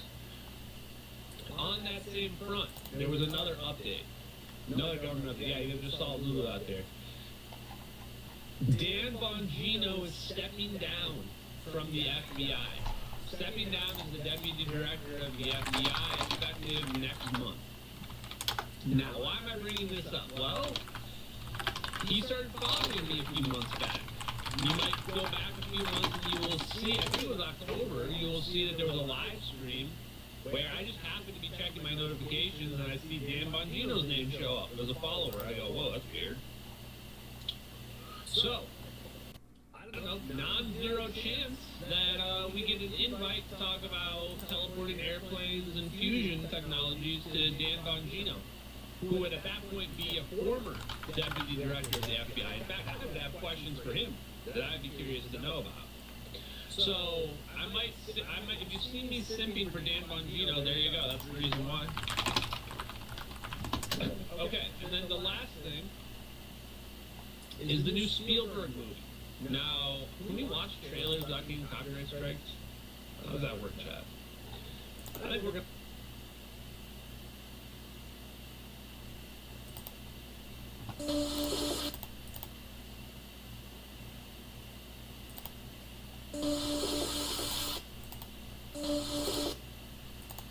For terrorism portfolio, there's no room for ticket. See you, and I was gonna say, it's a little weird that we were kind of two ships passing in the night where I came on and we were talking about me starting the show way before the FBI job. Well, I didn't know. I mean, I never mentioned that to you because it was not in the, what do they say, the bingo card? Like, I never had, like, oh, that's just, you know, the president also and asks you to serve, you know, the only answer is yes, but I gotta tell you, I did feel bad because I did watch it on.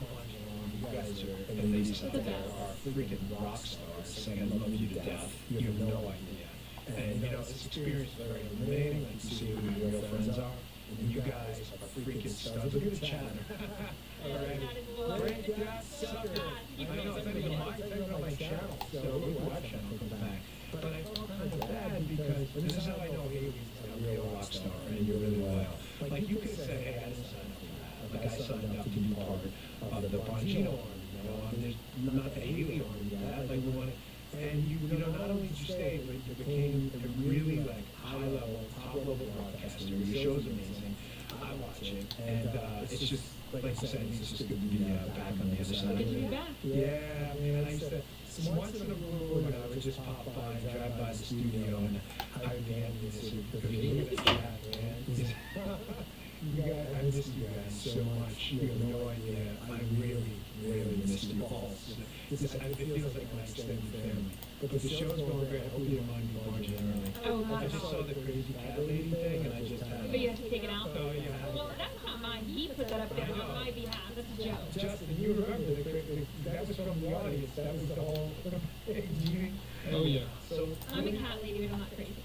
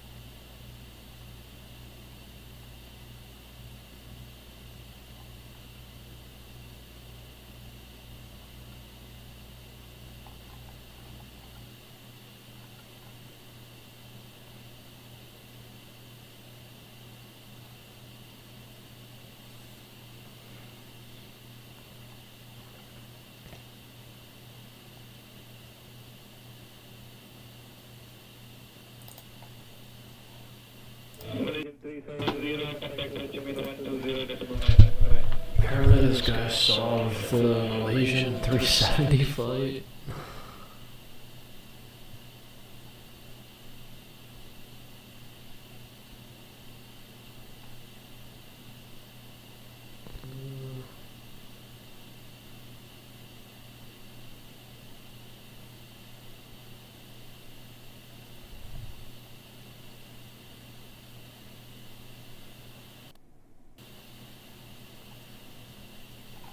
Listen to it and see what he's saying. Breaking news tonight, a Malaysia Airlines flight with 239 people on board, including 4 Americans, has gone missing.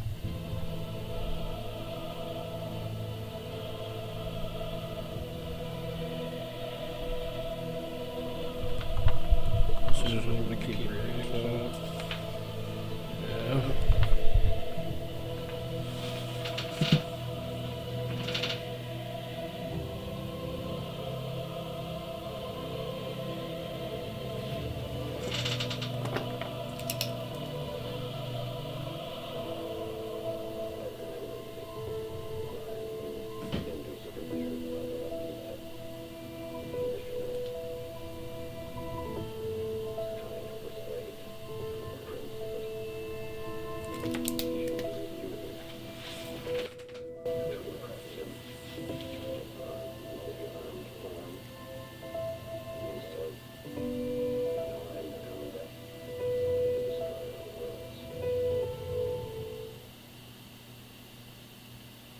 Thank you, everybody, for being here with me tonight.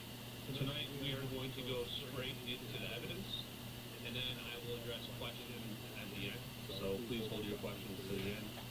Tonight, on the anniversary of Malaysian Airlines Flight 370, I have updated the list of all evidence in the case of my investigation the last year and a half in collaboration with MH370X, the organization that I started to research the MH370 videos. The only thing I want to say before we begin, so this is 100% clear, is I am not scamming anyone or promoting this idea because it's popular for it to make money for me, I 100% believe the videos are real. Anyone claiming anything to the contrary should be considered a bad faith actor. The weight of evidence that these videos are authentic is overwhelming beyond really any reasonable doubt. So the plan here is to go through that evidence right now with you guys and hopefully convince some more people. So in the description of wherever you're watching or listening to this, you can find a link to this document right here.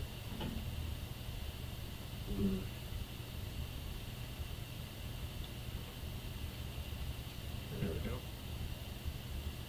And this document is the updated evidence link, and we start straight away with the videos. If you're watching this in video format, you can watch the videos right now on the screen. There are 2 leaked military videos that first appeared on a tiny YouTube channel in 2014 and only gained popularity in August 2023 on the subreddit UFOs. That's where I found the videos. That's where this all began. The first video, archived satellite video, called Satellite Video Airliner UFOs. There's an archived link. It's from a YouTube channel called Regicide Anon. In the description it says, received March 12, 2014, uploaded May 19, 2014, at least that was the published date. And then it says source protected. In the metadata of this video, even though it doesn't say MH370 anywhere in the description, in the metadata it actually does say both Flight 370 and Malaysia Airlines. So we know 100% this video is connected to MH370 just based on the timeline alone. Now the second video that came out after this is a drone video. And this one says UAV captures airliner and UFOs. This is also the oldest version, is also from Regicide Anon. This video was uploaded a few weeks later. In the description it says received June 5th, 2014. Uploaded or published June 12th, 2014. So there's a lag between they received it and when they uploaded it, according to the story of the videos. Video shows airliner being followed by 3 unidentified spherical objects for a short time. Then airliner and orbs vanish. This appears to be alt-angle to previously submitted SAT. And then there was a link there to the SAT. Now there's not even a link on the internet anymore. So it's important to point out here as well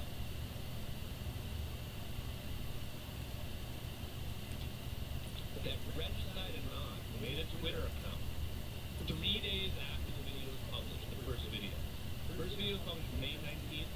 May 22nd, Regicide Anon makes a Twitter account. We found the Twitter account and their posts.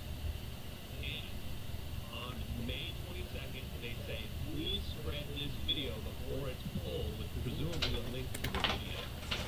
And they tag a bunch of people, they tag MH370 as well. And then you can see June 13th, one day after they published it, or possibly the same day based on time zones, alt angle of the airliner abduction just received with a link. So if somebody was faking this, it's pretty odd. Like, was Regicide Anon involved on this? If Regicide Anon is not involved in these videos being produced as fakes, then it's hard to understand how it could be fake at all, given the story of Regicide Anon being the first person to shut them off, as far as we can tell. And the story Regicide Anon is telling here is pretty clear. Source protected. Please spread this before it's pulled.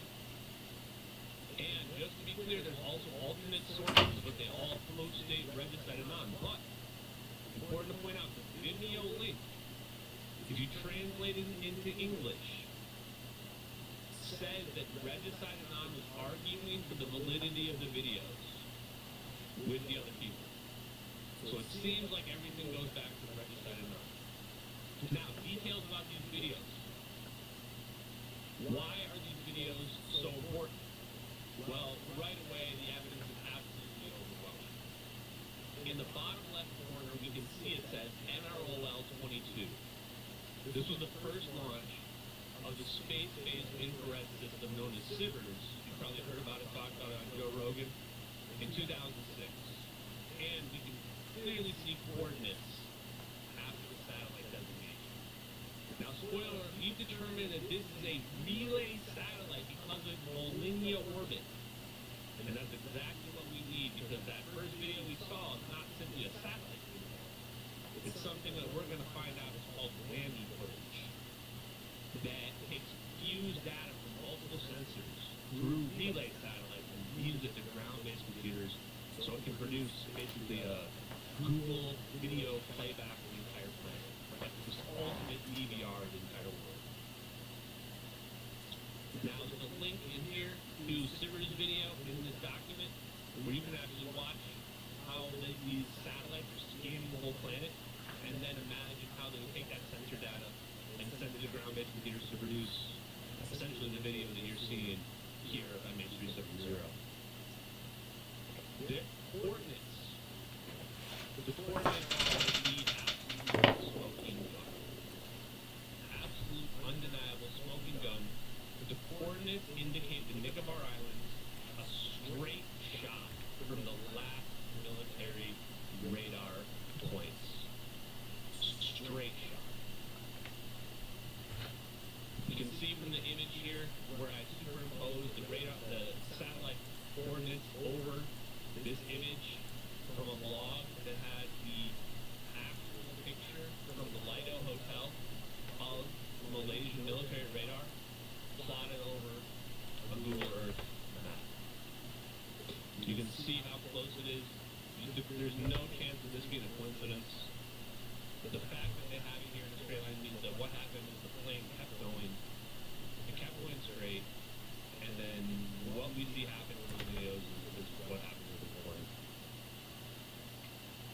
But the coordinates are not tracking the plane because they don't change as the plane moves. They only change when the person moves the screen. The whammy footage, that's how the system works. They can just move it around. When they move it around, it changes the coordinates. So the actual coordinates in the plane, the coordinates in the video are not the plane, it's just somewhere nearby. It could be a huge area. From what we looked up, it could be anywhere, it could be even 100 kilometers or more. Also, very important to point out that the satellite video is a screen recording of a window. Again, absolute smoking gun, undeniable proof. We can see the cursor come on the screen from off the screen. If you're on a computer, you've ever used a computer before, you would know this indicates that somebody has a window open. No question, undeniable. The cursor goes off the screen on multiple sides. This is a window on a much larger screen. They're recording the actual window. When they move the perspective around, they're moving the perspective around in the window. The screen recording is recording the window. You can tell. You can watch them move it around. They're using like a middle mouse to hold down click and then move around the perspective. But they're still within the window with the cursor. This is impossible to fake. Far, far too detailed. There's more details to come here as well, but I just wanted to point that out again. The satellite video is 6 frames per second. This is consistent with all the capabilities of whammy technology, which when I've researched it recently, is anywhere between 2 and 10 frames per second. So the satellite video being 6 frames per second is exactly that capability for military spy capabilities. 6 frames per second that you're seeing if you're watching this on your screen right now. And then here,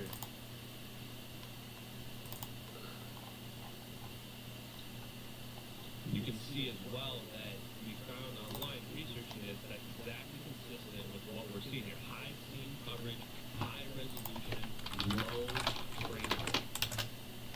And if example of whammy sensor, which is probably not as good as real, there are 2 hertz, 150 megapixels, scene coverage, at least 10 kilometers squared.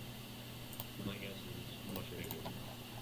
Whammy fuses dash multiple sources, realize it. Now, I also want to point out that the clouds in that video move and evolve.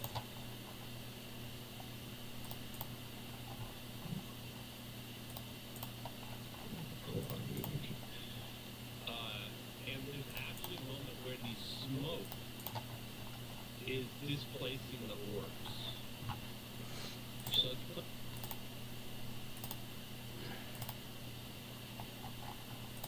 we're gonna just go for it.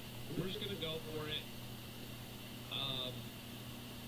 My general impression of the new Spielberg movie that just dropped on the trailer, be a reservoir of energy. The exact thing that we've been saying. And that would mean that fusion has a direct connection to zero-point energy. It's tapping into the zero-point energy. The same way that an oil well taps into the oil underneath the earth that we don't see, but it's there. Nuclear plasma fusion, which doesn't need to be ignited by a fission trigger. That's how our fusion bombs work. Our fusion bombs are a nuclear bomb, and an atom bomb goes off, and it then creates a secondary fusion detonation. That produces fallout. The fallout comes from the fission trigger in a fusion bomb. If you could create a This is crazy. explosion, it would be non-radioactive. There would be no fallout, which is an incredibly useful nuclear bomb, because if you have forces waiting to occupy an area that's just been nuked, they don't have to worry about the radiation. They can move in right away and secure the site, right? But here's the other thing about it is that what they discovered, and this is why the technology was never released to the Argentine people. Here we go. In these liter and half-liter containers that Perón was bragging about, is that this plasma fusion warps space locally. It warps space-time locally. We're gonna find out the biggest Yahtzee moment of them all will be when we find out that fusion is not just a simple chemical reaction. That fusion, due to its electromagnetic nature of plasma, is directly interacting with zero-point energy. It's directly interacting with zero-point energy, and therefore manipulating space-time, because zero-point energy is space-time. That it's essentially a tap into space-time and into an energy source that we have currently been ignoring. And that we can pull that energy out. This is probably the most important part. Aneutron fusion means that we can pull that energy out in the form of electricity. Which means no converting into heat and then converting it back into electricity. That we can tap into that energy and pull it out already in the form of electricity, which is already usable for us.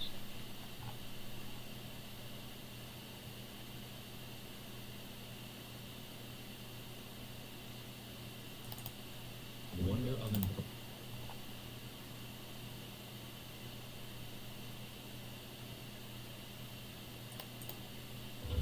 You have to take seriously this claim on the part of Nazi leadership that they wanted 1,000 year life.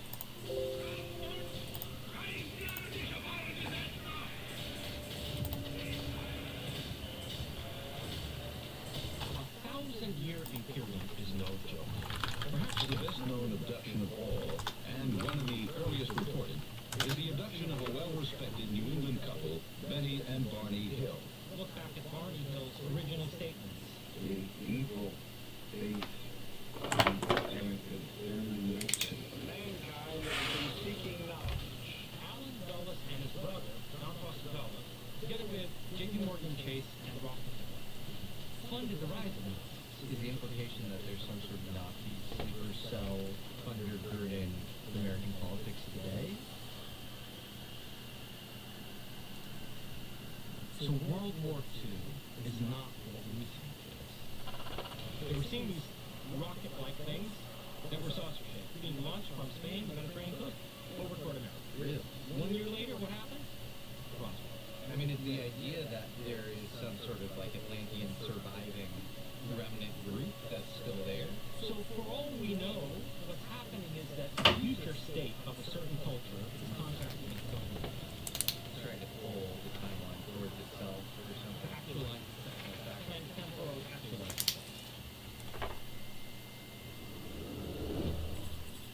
Jason Razzagiorgiani, back by popular demand. Thank you so much for coming on. And, we just launched an episode, and people are absolutely loving it. So check that out, part one. But there's so many other threads I wanted to get into, and I left that conversation thinking that there was a lot that was left kind of unsaid, and we could have gone on for hours. So I'm very excited to do this. You're one of the few thinkers I know who doesn't just sort of know a bunch of random disparate facts around the phenomenon, but tries to piece them together into some sort of coherent worldview, which is kind of a Herculean task. But you're attempting to do that, and I can't think of too many other, Jacques Vallée might be another one, but there aren't too many thinkers trying to do that. So it's very cool. Thank you. That made me think of something that actually, would probably be a good preface to this conversation. Because I think that one of the most significant crises that we face in our civilization and, in the world at large is the decline of philosophy. The reduction of philosophy to academic scholasticism and logic chopping, and the lack of deep, serious, broad spectrum thinking that would be capable of, for example, tackling the close encounter phenomenon. Right? Obviously, it should be philosophers who are engaging both with the data of close encounters and psychological data. In fact, there were people in philosophy who played a fundamental role in development of parapsychology at the outset. Both William James and Henri Bergson were among the founding parapsychologists in the era of psychical research. In fact, William James was the president of the Society for Psychical Research in the 1870s. So. And Bergson was as well later on. I didn't know that. In the 1910s or something like that. There you go. And this is a time when parapsychology wasn't relegated to quacky circles and, New Agey conferences. Bergson was debating Einstein at the time, and so he was considered a worthy debate partner for Einstein, who himself wasn't, fully accepted by mainstream science, but was very well respected. Yes, and James had predicted in the era when he was the president of the Society for Psychical Research that this would be the next great scientific revolution. Right? What I in my writings have called the spectral revolution. And it is just that. And, in my first book, The Ages and Atlas, I ventured a basically theory of why it didn't happen. And that's because of the extremely serious psychological and sociological implications of mainstream acceptance of things like telepathy, precognition, clairvoyance, and so forth. And so, it's not only essential for philosophers to engage with the ontological and epistemological questions inherent in parapsychological data or close encounter phenomena, but also the ethical and political ramifications. And this brings me to what I want to say in response to your opening, which is that I've made an argument now in several of my books that it's definitional to the type of the philosopher to develop concepts that cut across all of the major domains of philosophy, from ontology and epistemology to then an ethics and a politics that follow from that ontological and epistemic thinking. And then also I think aesthetics is very important. From the time of Plato onward, there's been this idea that the cultivation of aesthetic discernment and the capacity to perceive the beautiful or the sublime is also another pathway to knowledge, and perhaps to a kind of knowledge that transcends or undergirds reductive rationality, right? And in particular, I think that aesthetic judgment is very closely connected to ethics, and it's something that, Nietzsche understood, Friedrich Nietzsche understood. It is some quote, I'm going to butcher it, but it's like life is only eternally justified in its aesthetic form or something. And you fully believe that. And Nietzsche wasn't alone. Look, Kant is well known for being a very principled, hyper-rational advocate advocate of this crystalline universal ethics. But if you ask me, Kant's most interesting work is his aesthetic work. And it's in his aesthetics and his third critique of judgment, that you can see the connection between Kant's interest in the occult and Kant's development of this universal ethics. Then, for example, Hegel has an entire account of how you can see the evolution of human consciousness, or what he calls spirit, through changes in aesthetic styles, changes in, artistic expression from epoch to epoch, and how they reflect the evolution of the perceptive and cognitive capacities of humanity. So, okay, my point is that to be a philosopher, you really have to be thinking across all of these domains and developing concepts that cut across them. Above all, because you cannot have any unquestioned presuppositions. So you could be the most brilliant, let's say, metaphysician, right, and someone who's developing a very rigorous epistemology, but if you have unquestioned political presuppositions, it's going to be tacitly warping your ontology and epistemology. And if you want to really be a philosopher, which is to say someone who from the era of Socrates onward was defined by boundless, limitless, and thorough unquestioning, you really cannot give yourself the luxury of unquestioned assumptions in any area, right? So, this has very serious implications for religion, obviously, because it means that it's definitional to a philosopher that he or she, I consider Ayn Rand, for example, to be a real philosopher in the sense, he or she cannot accept any religion. It is definitional to a philosopher that you cannot adhere to a religious belief system. You are crippling yourself and your basically capacity to question and develop concepts from the outset if you have any kind of a religious commitment. Would you say St. Thomas Aquinas is not a philosopher? Exactly. So the entirety of medieval European philosophy is not philosophy. And none of these people were philosophers. And also in Iran, I spent a lot of time both studying Iran and also making significant contributions to Iranian studies. My book, Iranian Leviathan, is a tome on the history of Iran from Zarathustra to the Islamic Republic. And so what this also means is that this whole era, this misnamed the Islamic Golden Age, which really was like an Iranian Renaissance from the 900s to the 1100s, really doesn't have very many philosophers involved with it, because these people were essentially Islamic theologians of the type of Thomas Aquinas. Like, for example, Al-Farabi.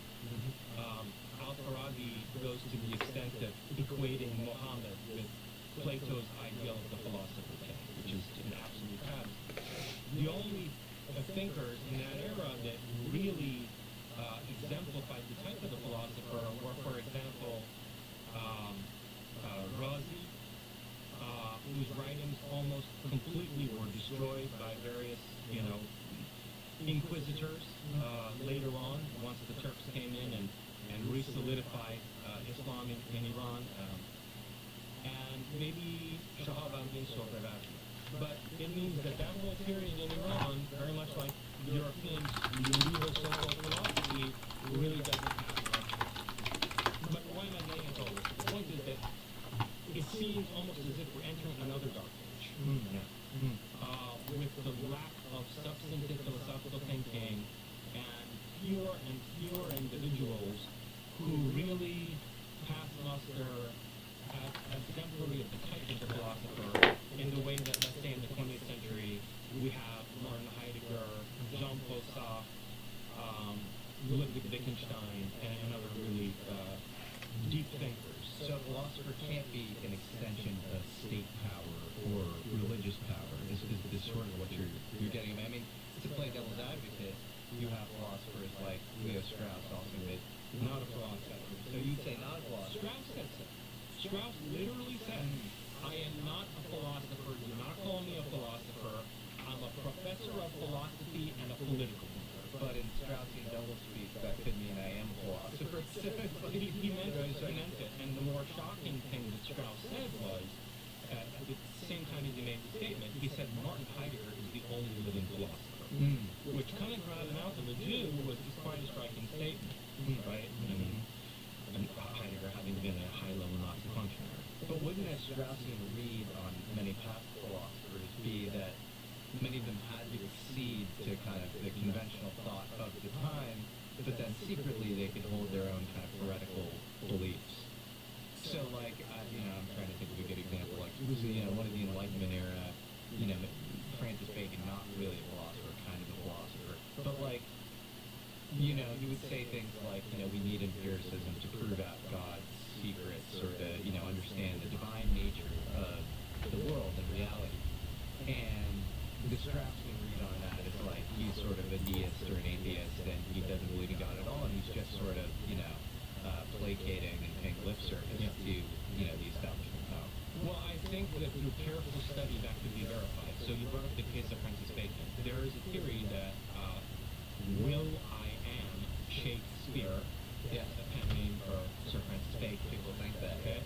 Now, if someone were to engage in an exhaustive philosophical analysis of the works of Shakespeare, and be able to prove that that was indeed a literary persona of Sir Francis Bacon, then I think a very good case can be made that Francis Bacon was a first-rate philosopher. Because there's an ethics, there's a political philosophy in Shakespeare, and you could reconstruct that. So that would be a case of an actual philosopher engaging in esoteric writing in order to express the full range of his thought. Do you believe that Shakespeare was not Francis Bacon? I think it's possible. I think there's an argument. I don't have the range of Shakespeare scholarship or anywhere close to it to be able to assess it. I think it was like, there are all these kind of occult references, like in King Lear or something, like these, things were, I forgot the exact argument, but it was like, Strauss wasn't super far from where Bacon was, and then, all these things were mentioned like 33 times, and, I mean, look, it's clearly the most prolific, Will I Am, I am Will. The will, I'm the will. Shakespeare, the shaking of the spear, right? Is clearly a pseudonym. For someone who was an incredible genius. So who the hell was that guy? At the time he was living and, who maybe expressed his genius in other ways, as in the scientific writing. And then there's the new science. So, anyway, it could be, but my point is this, that